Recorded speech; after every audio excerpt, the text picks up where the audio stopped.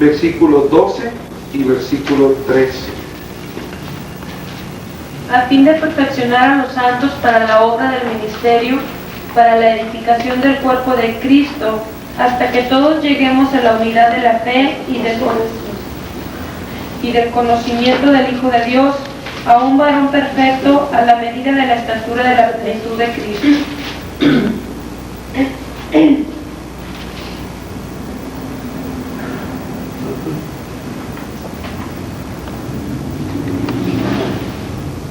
A ver, otra vez. A fin de perfeccionar a los santos para la obra del ministerio, para la edificación del cuerpo de Cristo, hasta que todos lleguemos a la unidad de la fe y del conocimiento del Hijo de Dios, a un varón perfecto, a la medida de la estatura de la plenitud de Cristo. ¿La que sigue?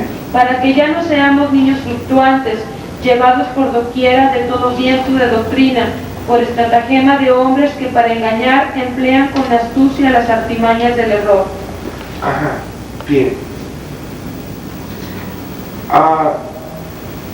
En este pasaje hay una verdad tan tremenda, hay una verdad tan poderosa que ha pasado desapercibida muchas veces. Dice que Dios ha levantado un grupo de ministros,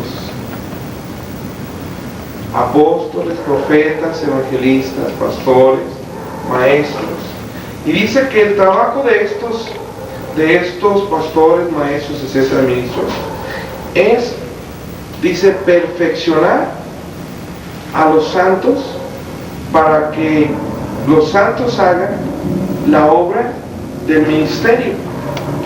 Y mientras se hace la obra del ministerio, dice, todos vamos siendo llegados y llevados a la unidad de la fe y vamos siendo llevados, edificándonos hasta la estatura del varón perfecto. Ok. Pero, dice, para que ya no seamos niños fluctuantes, llevados por todo viento de doctrina. En este último versículo, creo que es el 15 o el 14. El 14. ¿Qué es la verdad que estamos encontrando en el verso 14?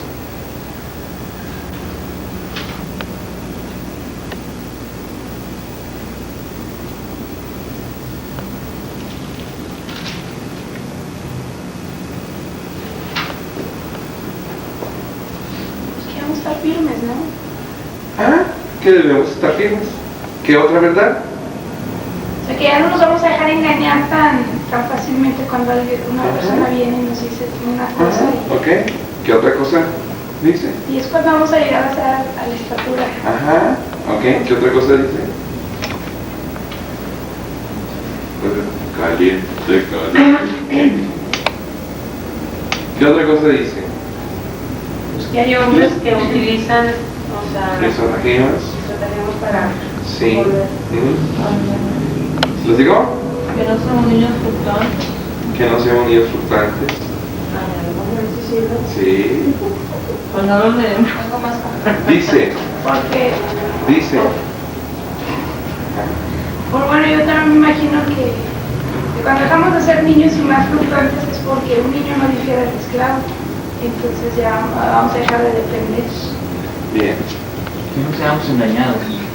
Sí. Para que no seamos engañados. Para que no seamos engañados. Dice la palabra que hay dos edades. Una en la que somos fluctuantes y otra edad en la que no somos fluctuantes. Una en la que somos fácilmente movidos y otra en la que no somos fácilmente movidos. ¿Estamos de acuerdo? Lo que está diciendo es que los niños son fácilmente movidos. Lo que está diciendo es que los niños es una edad en la que son fácilmente movidos. ¿Estás de acuerdo conmigo? Sí. ¿Dice eso? Sí. Ok. Ahora, ¿por qué debe ser así? porque eso, con una buena doctrina, pues el niño, o sea, como que es una bendición porque se le va a poder llevar por el camino de la doctrina que se quiere. ¿Sí? ¿Ok? Dice en el versículo 11 y 12, o 12 y 13, que Dios necesita llevar un trabajo de perfeccionamiento.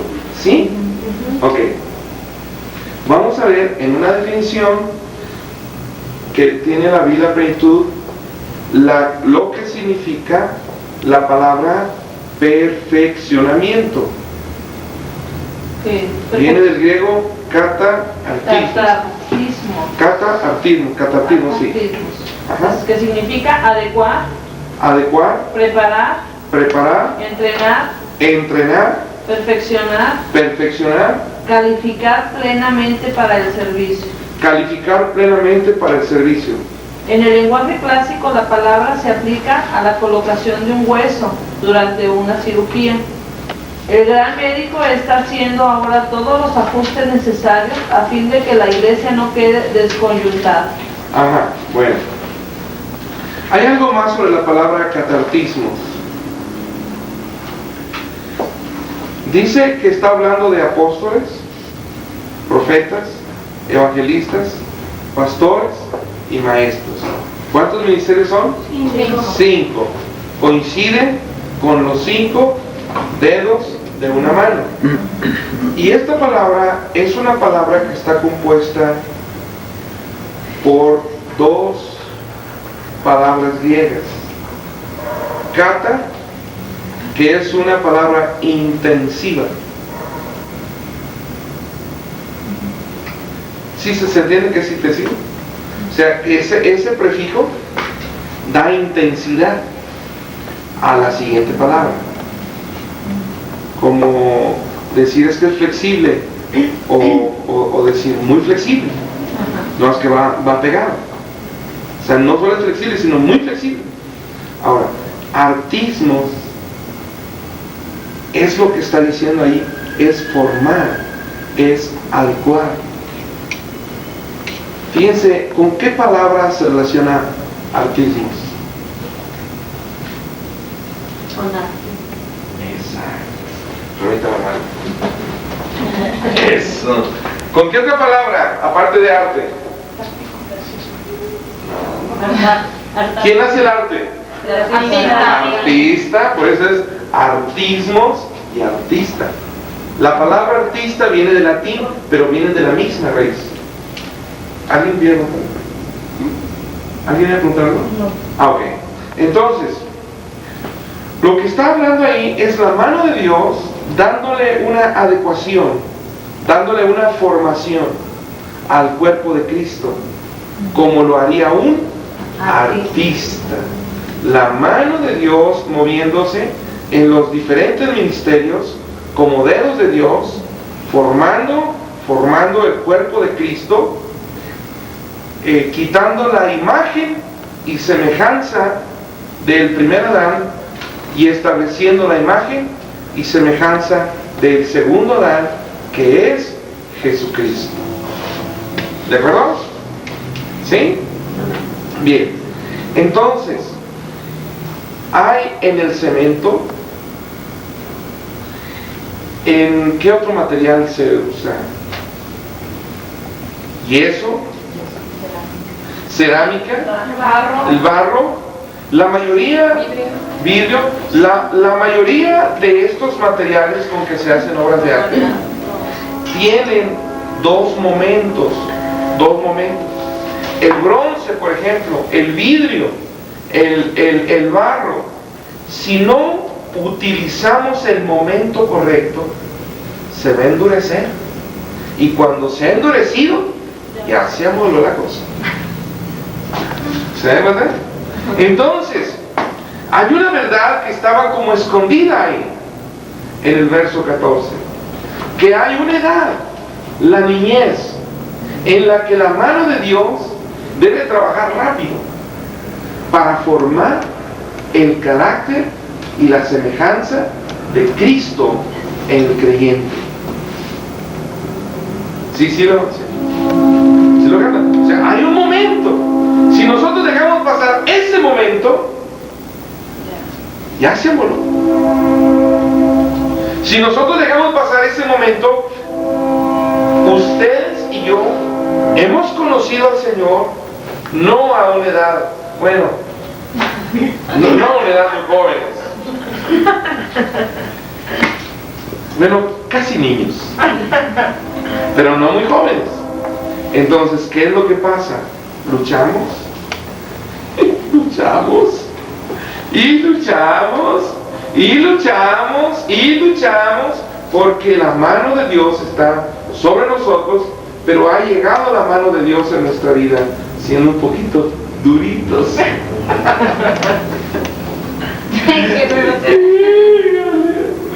Ay, por eso a veces se levantan los cristianos. ¿Cómo dormiste, hermano? Más o menos, hermano. ¿Por qué más o menos? Ay, pues no sé, es que fíjese que siento como algunos dolores, no sé, como que no descansé. Es que toda la mano de Dios ahí. Estaba la mano de Dios ahí, trabajando arduamente, y por eso se despierta uno medio dolorido en las mañanas. Es una palabra así de sabiduría para que no se preocupen, es que Dios trabajó así. Entonces la respuesta es: ¿cómo amaneciste, hermano? Hay dos respuestas, es decir, bien o Dios trabajó anoche, hermano. Entonces ya sabes que amaneció medio doloridones. Y si es el colchón. Tú dices que Dios trabajó, ¿verdad? Por fe, ya. Dios te ejercitó la paciencia y todo. Necesitan saberlo porque otros, tuve una lucha con Satanás. Bien, entonces se da cuenta que hay un momento cuando nosotros estamos, es fácilmente movido. Por eso dice la palabra que la parte más delicada de la iglesia son los niños. Eso es lo que está diciendo en esa escritura. La parte más delicada son los niños naturales y los niños espirituales. ¿Cuál es la semejanza entre un niño espiritual y un niño natural? La semejanza, siendo los dos creyentes, que un niño espiritual y un niño natural son, sí, y los dos están en la misma edad espiritual, aunque uno ya está en una edad psicológicamente y físicamente diferente, pero el adulto pasa a la misma edad del niño espiritualmente, pasamos la misma edad. Entonces hay una edad en la que nosotros somos fácilmente, los niños son fácilmente movidos, y por eso dice la palabra que Dios ha levantado maestros, pastores, y una de las cosas que más, dice la palabra, está encargando el Señor, y esto viene en Hechos 20, como el versículo 29, 30, 31, donde dice la palabra, el apóstol Pablo a los obispos le dice: estoy libre de la sangre de los otros, he dicho todo lo que tenía que decirles. Dice, y les digo que de ustedes mismos, dice, Dios los ha puesto como obispos, es decir, supervisores, para sobrever sobre el rebaño que Cristo compró con su sangre. Y dice, porque de ustedes mismos y de fuera se levantarán lobos que van a arrastrar el rebaño hacia sí mismos. Entonces, ¿qué es lo que está diciendo ahí? Uno de los trabajos más importantes en la iglesia como pastores es cuidar la iglesia de lobos. ¿Por qué? Porque los lobos van a tratar de meter su carácter y no el carácter de Jesús. Porque dice, van a arrastrar las ovejas tras de sí. Entonces, nosotros tenemos que ver que los niños tienen la característica de ver y seguir el ejemplo. Tenemos que saber que los niños son fácilmente movidos y seguirán la personalidad que más les llame la atención. Entonces, ¿qué quiere decir eso? Que tenemos una grande responsabilidad y tenemos un grande privilegio de parte de Dios. Primero, por ser encontrados con confianza. Y segundo, con una grande responsabilidad de que tenemos que cuidarles, que tenemos que ser un buen ejemplo.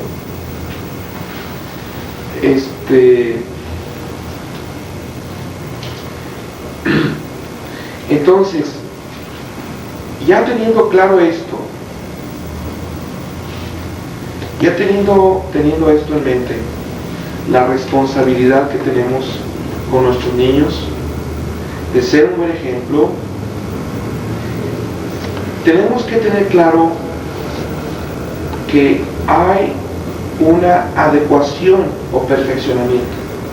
La palabra, el catartismo es adecuación o una modificación. Dios trae, cuando una persona se convierte, trae una flexibilidad. Una flexibilidad nuevamente al nuevo creyente. ¿Para qué? Para que en esa flexibilidad, fácil movilidad, sea ahora formado un nuevo carácter. Carácter es imagen. Entonces, del carácter del primer Adán, viene ahora a tener el carácter del segundo Adán, que es el Señor Jesucristo.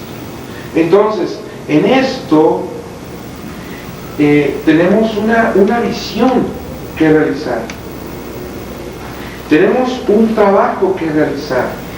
Entonces, ¿qué es lo que se requiere en la escuela? En la escuela se requiere lo siguiente. Los pastores, los ancianos, tienen que tener mucha claridad, el conocimiento, tienen que tener con mucha claridad el conocimiento, la sabiduría con la que Dios define el carácter de Jesucristo. Los pastores, los ancianos, deben tener con claridad cuál es la mente de Dios en cuanto a definir cómo es el Señor Jesús, cómo describe el Señor, el Padre, cómo describe Dios, cómo describe el Espíritu Santo al Señor Jesucristo. ¿Por qué al Señor Jesucristo? Porque Él, siendo Dios, se hace hombre para venir a ser un ejemplo para nosotros, de un ejemplo que podamos comprender, un ejemplo que podamos entender, un ejemplo que pueda animarnos a seguir. Ahora, el siguiente punto es que los pastores, los ancianos, deben transmitir a los directivos de la escuela cuál es esa visión.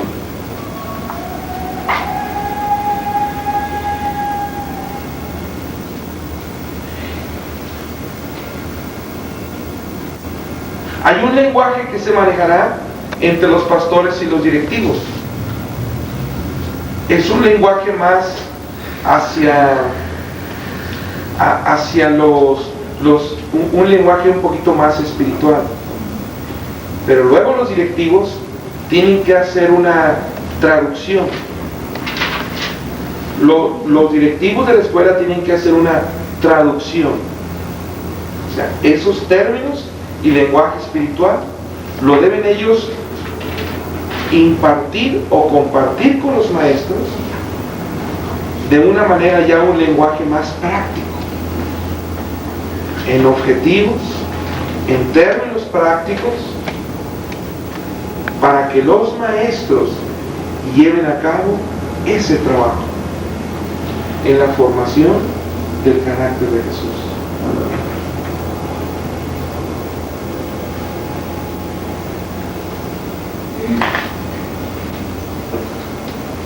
Si ustedes se fijan, están aquí interviniendo tres grupos. Uno son los pastores,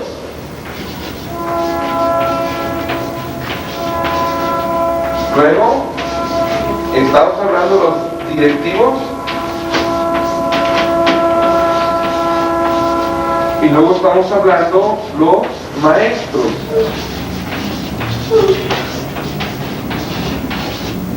Los maestros.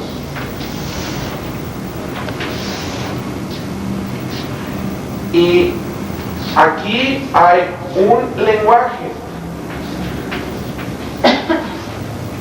espiritual. Aquí ellos deben hacer una traducción para hacer ahora un lenguaje más práctico, que se pueda implementar en la enseñanza. Y los maestros van hacia los alumnos. Hacia los alumnos. En un lenguaje, ellos van en un lenguaje apto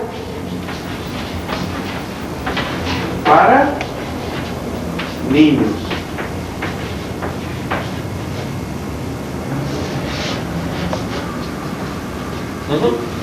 Bien, entonces aquí viene la visión de la palabra de Dios. Los pastores toman esta visión y la entregan a los directivos. Los directivos deben hacer una transformación de ese lenguaje a un lenguaje más práctico, a un lenguaje de escuela.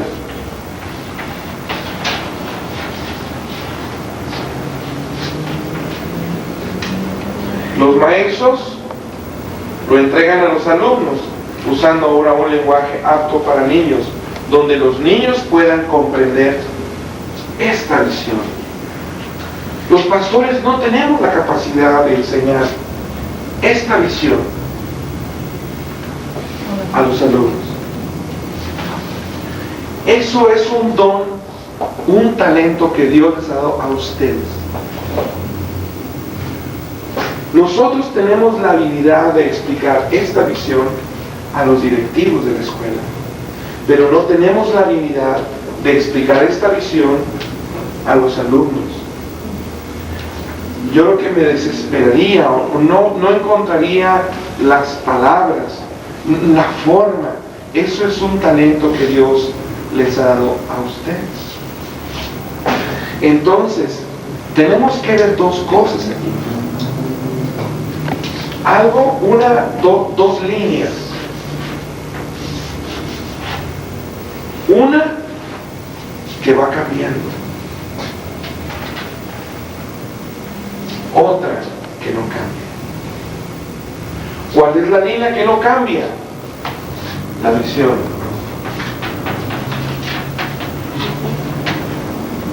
El lenguaje sí cambia.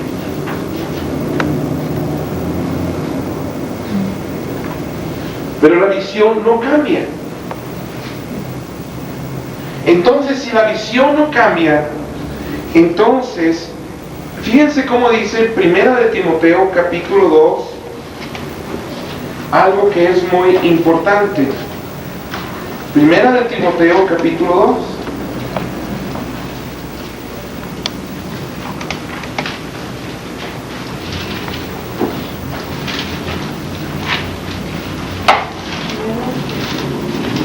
Perdón, creo que es 2 de Timoteo capítulo 2, versículo 2. En 2 de Timoteo capítulo 2, versículo 2, ¿qué dice? Lo que has oído de mí ante muchos testigos, esto encarga a hombres fieles que sean idóneos para enseñar también a otros. Ajá, entonces, 2. A ver, ¿lo quieren leer alguien más? Y lo que has oído de mí ante muchos testigos, eso encarga a hombres fieles, que serán idóneos para enseñar también a otros. Ajá. Entonces lo que dice, lo que has oído de mí, lo que ellos han oído de Pablo, lo que Timoteo ha oído de Pablo, dice, enséñalo a hombres fieles, para que ellos a su vez los enseñen a otros. ¿Sí te das cuenta? Dice, aquí está Pablo, Timoteo, otros hombres que enseñaran a otros. Dice Pablo, lo que oíste de mí, Timoteo, enséñalo a hombres fieles, para que ellos a su vez lo enseñen a otros. Entonces hay 4 niveles ahí de enseñanza. Entonces, lo que está diciendo el apóstol Pablo, está hablando aquí de la visión de la palabra. Esta no puede cambiar. La visión de la palabra debe continuar con fidelidad en los diferentes niveles de la enseñanza. Entonces, ¿qué requiere esto? Requiere fidelidad. Requiere fidelidad. ¿Qué es lo que necesitan entender los directivos de la escuela? Que Dios nos ha dado la responsabilidad a los pastores. ¿Qué es lo que deben entender los maestros? Que Dios les ha dado una responsabilidad a los directivos. ¿Qué es lo que deben entender aquí en este caso los alumnos o los papás de los alumnos? Que Dios les ha dado una responsabilidad a los maestros. Entonces, ¿qué se necesita para que fluya la visión correcta? Para que este niño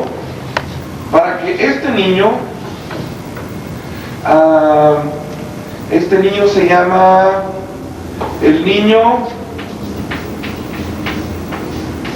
para que el niño Juliancito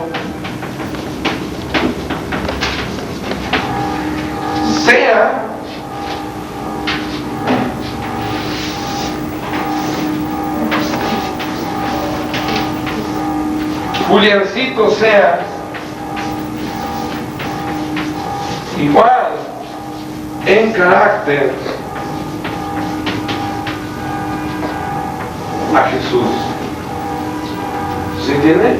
Que Juliancito, fruto de este grupo, sea igual al Jesús que está escrito en esta visión. Pero fíjense cómo puede varias personas.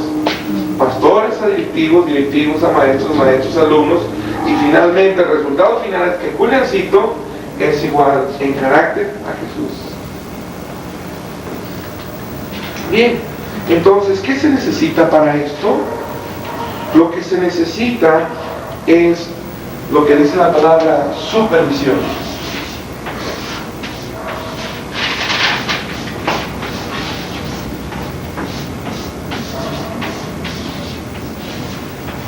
Supervisión.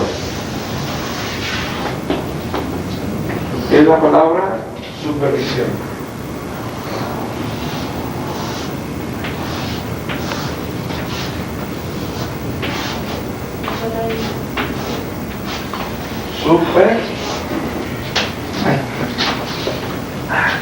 Quiero ver si me están poniendo atención. Supervisión.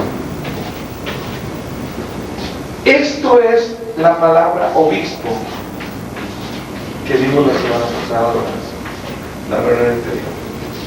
No obispo. Obispo. Episcopo.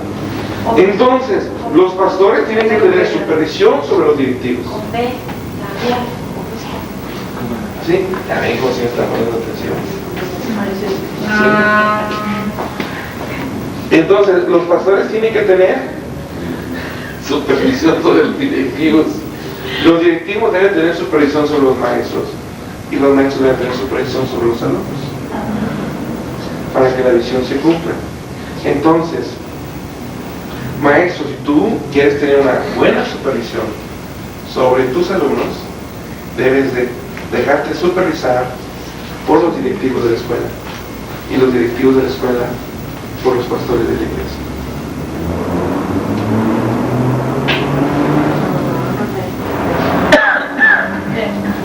Adelante. Preguntas.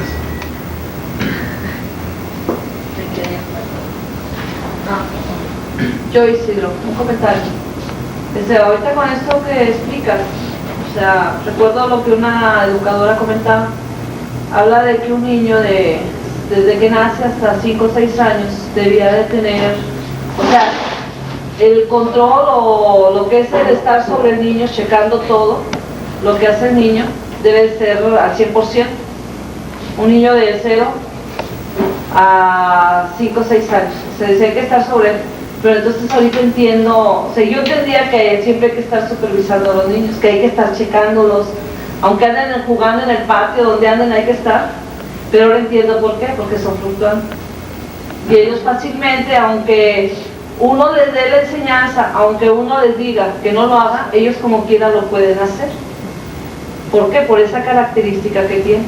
No porque yo no lo haya enseñado, sino porque su misma naturaleza hace que sean propensos, ¿sí? Aunque, sí, o sea, yo ahorita me quedó claro ese por qué. O sea, sabía que debía ser, pero no el por qué. Ok, ¿sí, verdad? Sí. Los niños son como el barro cuando está todavía en la etapa de que no se seca. Si dejamos el barro remojado y no se mete al horno, se puede desbaratar la figura que tiene. Entonces hay que tirarla hasta el momento en que se va a meter al horno y se va a secar para que quede la obra completa. Porque si dejamos sin supervisión un momento de la obra, puede salir alguna falla. Bien, pero hay algo que puede, dependiendo cómo lo entendamos,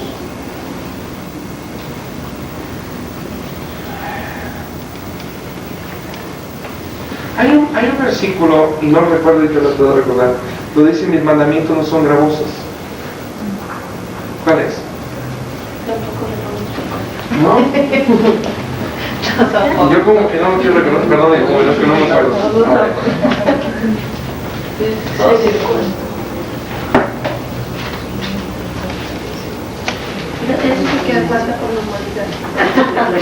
Precisamente Justo el que me falta.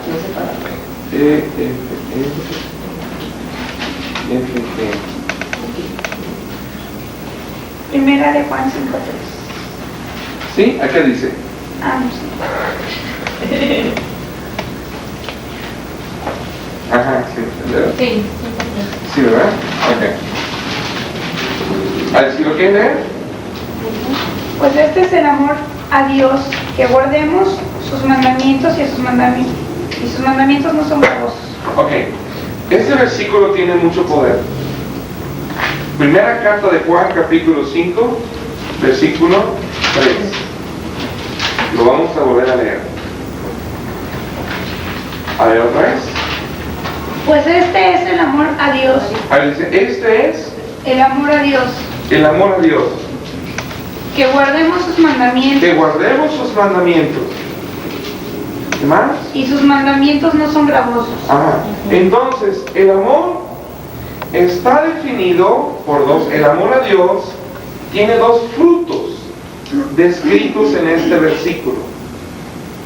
O sea, dice la palabra, hay dos palabras que me ayudan a medir el amor que yo tengo para Dios.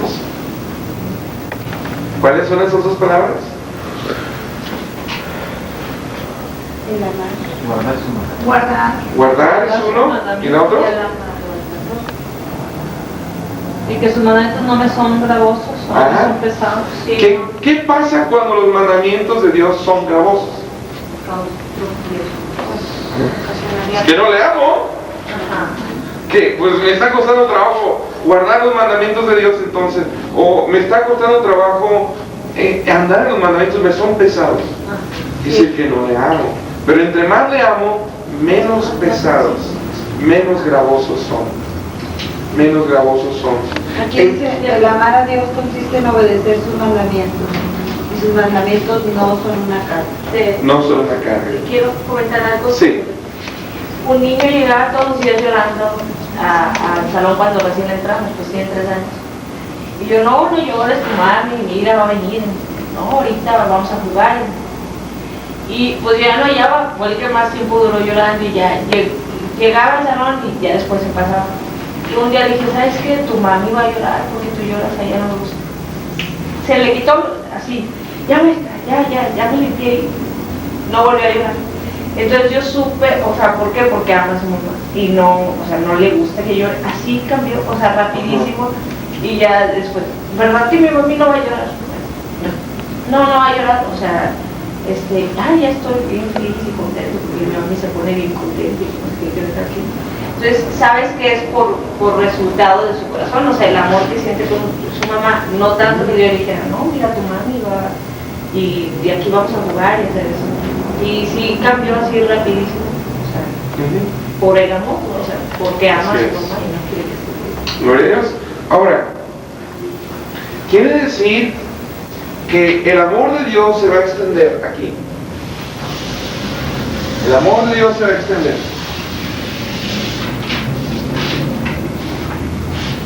Desde Dios hasta aquí. ¿Por qué tiene que ser así? Porque el maestro tiene que corregir.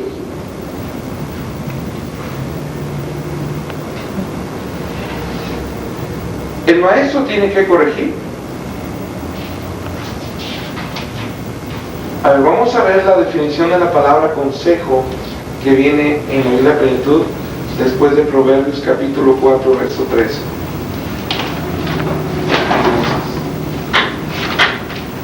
Proverbios capítulo 4, verso 13. Consejo. Consejo. De la palabra griega musá. Desde la palabra hebrea. Hebrea. Musá. Que significa corrección. A ver otra, fíjate. Corrección.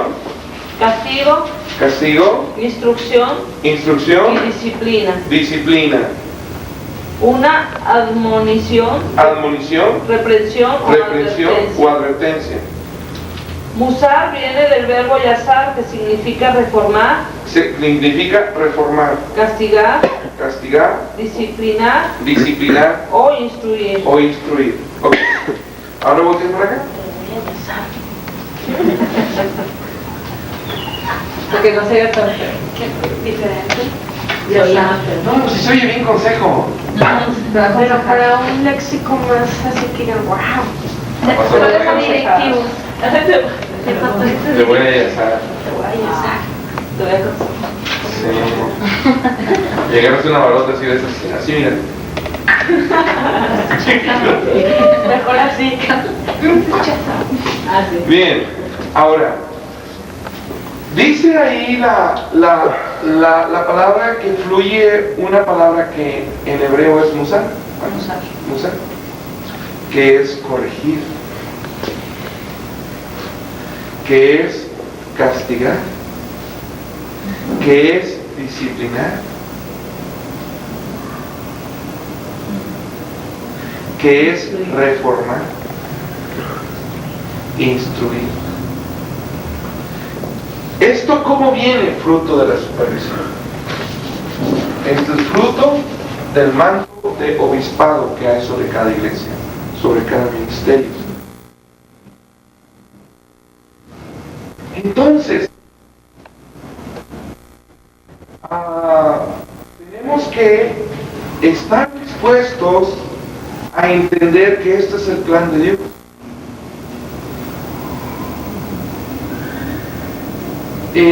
Cada maestro necesita ser supervisado y fruto de la supervisión habrá corrección, habrá instrucción, habrá una formación o una reformación. ¿Por qué? Porque aquí hay un manto, aquí hay otro manto y aquí hay otro manto. ¿Para qué es este manto? Para enseñar a los alumnos. ¿Para qué es este manto? Para dirigir a los maestros. ¿Para qué es este manto? Para dirigir los ministerios de la iglesia. Entonces no es el hombre. Aquí podemos ver a un directivo capaz, tremendo, que fluye quítale el manto y no es nada delante de Dios. Podemos ver un maestro que no, hombre, los niños están siendo tremendamente obedecidos, quítale el manto y no es nada. Entonces no es la persona, es el llamado, es la responsabilidad que tiene delante de Dios.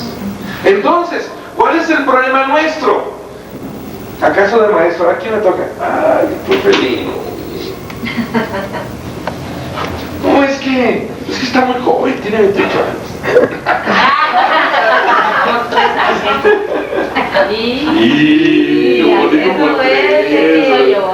Por 3 entre 2. Se va a hacer y no contiene.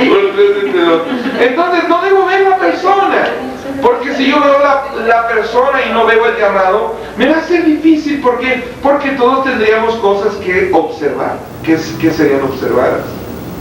Ahora,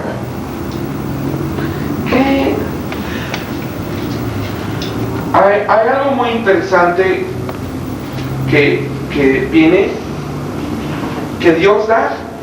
Fíjense, ¿dónde paga? Hay algo muy interesante que Dios le da a los pastores para poder supervisar a los directivos. Eso se llama un manto de ministerio. Hay algo que Dios da a los directivos para supervisar a los maestros. Eso se llama manto de ministerio. Hay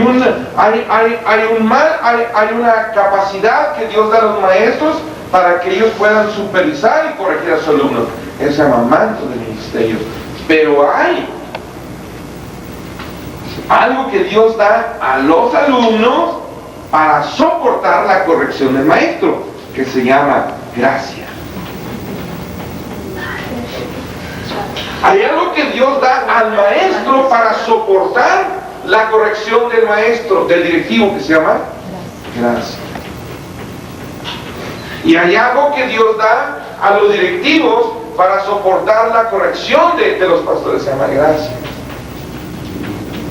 Y hay algo que Dios da a los pastores para soportar la corrección de los, se llama gracia.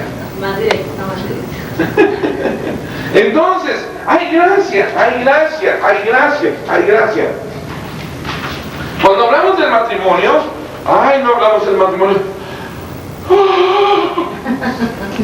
El estado ideal del hombre y la mujer.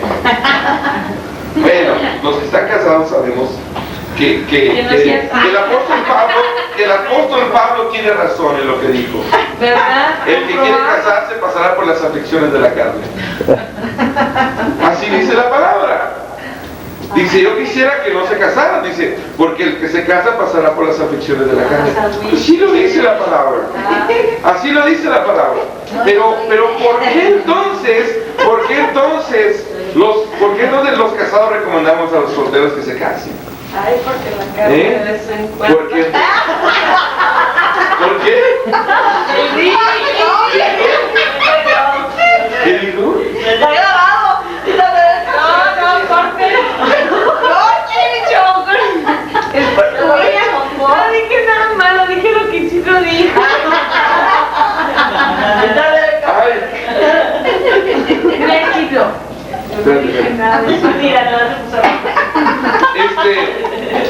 Bien, ¿por qué los casados recomiendan a los solteros casarse? Porque realmente hay un gozo, hay una alegría que viene por causa de la gracia. Dios da abundante gracia. mucho. Y como digo, el Señor fortalece. Exacto. Entonces,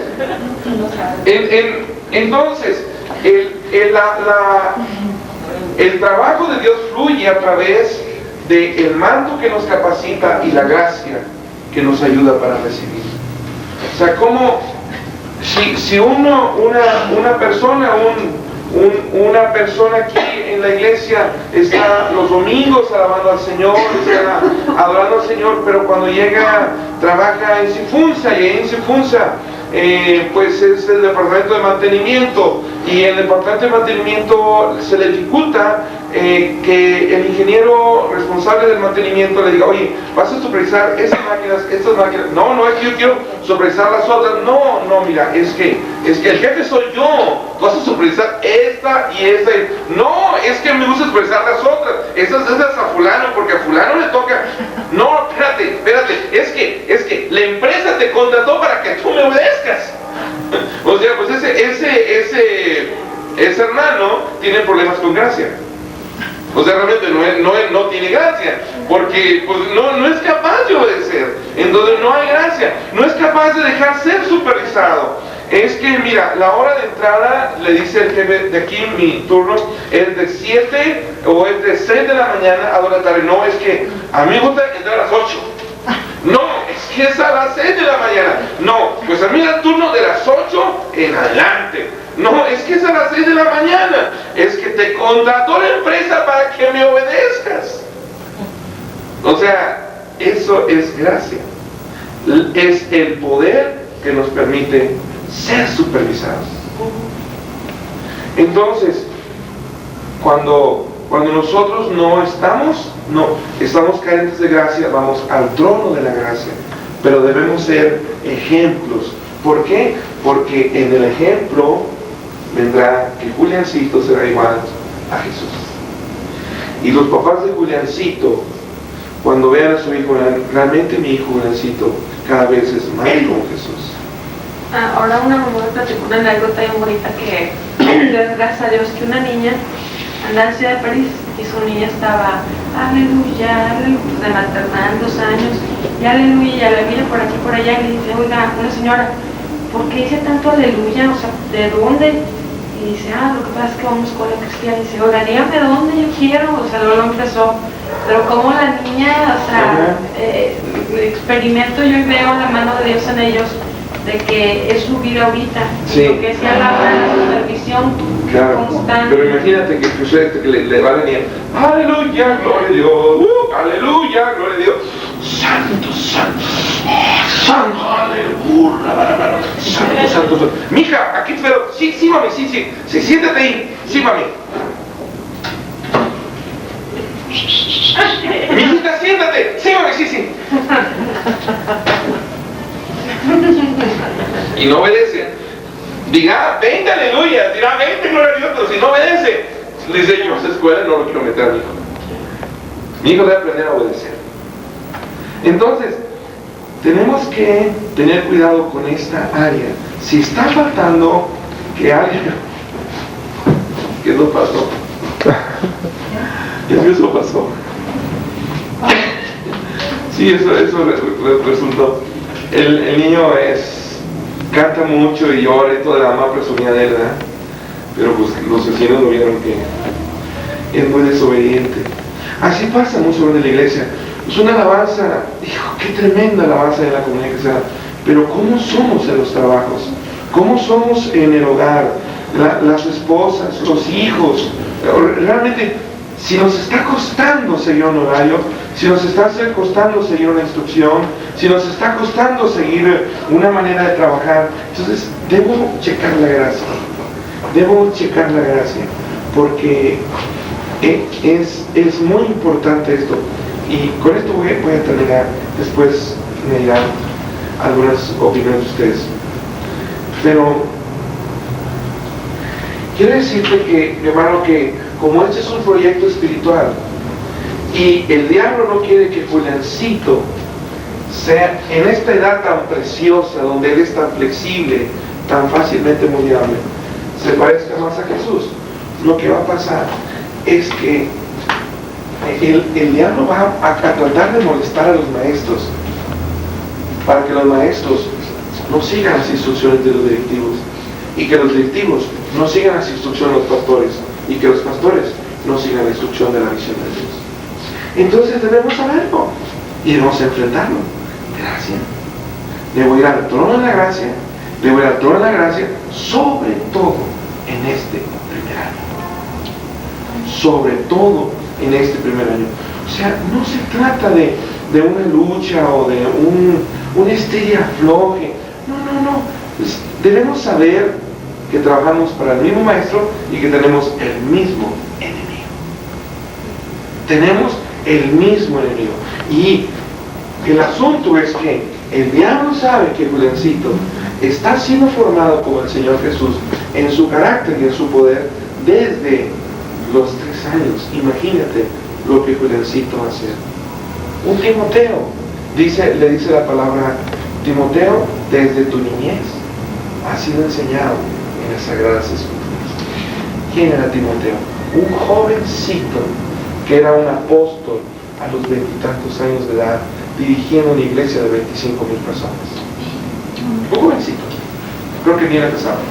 El apóstol Pablo le tiene que decir, Timoteo, que no tenga ni poco tu juventud, que era un jovencito, pero desde su niñez había crecido en el conocimiento de Dios. Así va a ser jovencito, tus niños van a ser presidentes de república, senadores, diputados, gente honesta, gente íntegra, gente obediente, gente que sabe caminar y ser exitosa, gente que va a cambiar una nación. ¿Veas? Entonces, no debemos permitir que entremos en luchas. No, porque debemos saber que hay una lucha, pero no es entre nosotros, es con el diablo, es con la carne. Y Dios nos ha dado manto y gracia para fluir en la misión de Dios. ¿Amén? Amén. Bien, entonces vamos a ser obedientes, a seguir las instrucciones, los directivos que los pastores les den, los maestros que los directivos les den y los alumnos que los maestros den. No sé si hay algún comentario.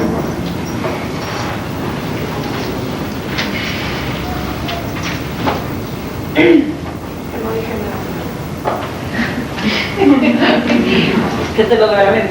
No, se puede, No, hermano, repetí lo que te dijiste. que le saquen 7 copias al día sobre todo como para la iglesia. Sobre todo que le manden uno a Quirón. No, pues se lo sabe. Uno a cada mamá. Ya te lo había comentado.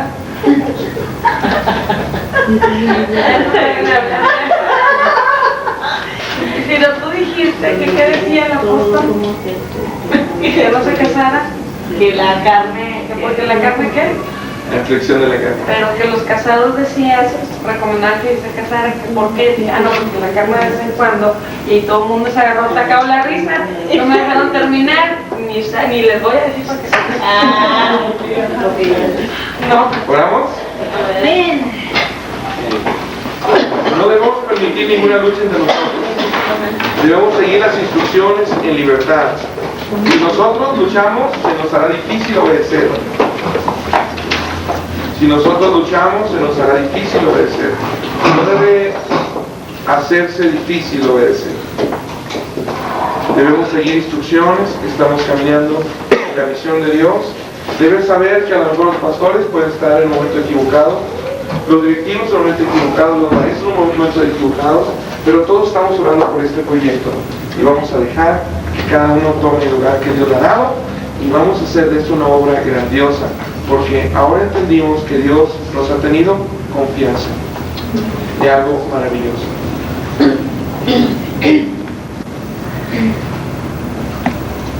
Cada reunión aviva más el fuego de nuestra amistad, amor que aquí se enciende, por siempre durará.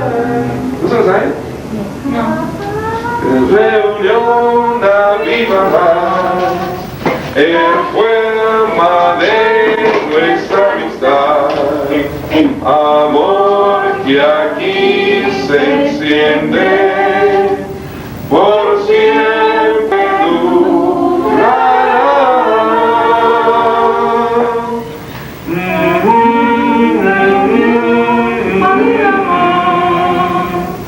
La llama de nuestra amistad, amor que aquí se enciende, por siempre durará. Señor, queremos pedirte que en estos momentos tú quites toda lucha de obediencia, toda lucha de autoridad, que cedamos nuestros derechos unos a otros, Señor, como Jesucristo, siendo Dios, se dio sus derechos de ser Dios para venir a ser tratado como un hombre esclavo, Señor. Por esa razón, Señor, en el nombre de Jesús quiero pedirte por cada maestro. Sí, Padre, quiero pedirte, Señor, por cada maestro. Sí, Señor, por cada maestro.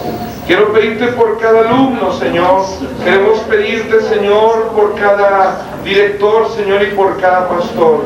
Pero queremos que ese sea un lugar de amor, de comprensión, de buena comunicación, de disciplina, Señor. Que seamos personas puntuales, disciplinadas, que sabemos seguir el horario, las instrucciones, la encomienda, Señor. Que durante el horario, Señor, que que esta escuela nos ha contratado, estemos realmente disponibles en todo ese horario.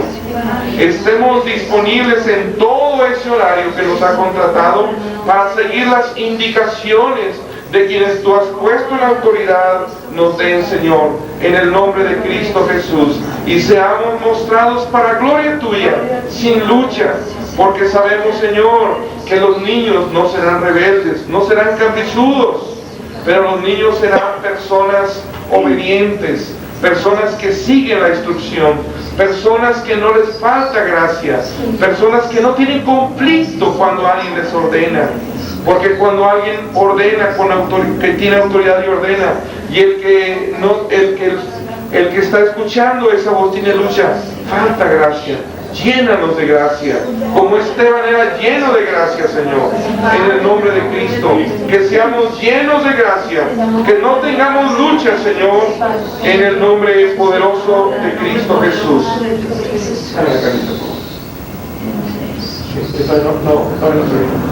Sí, Padre, en el nombre poderoso de Cristo Jesús.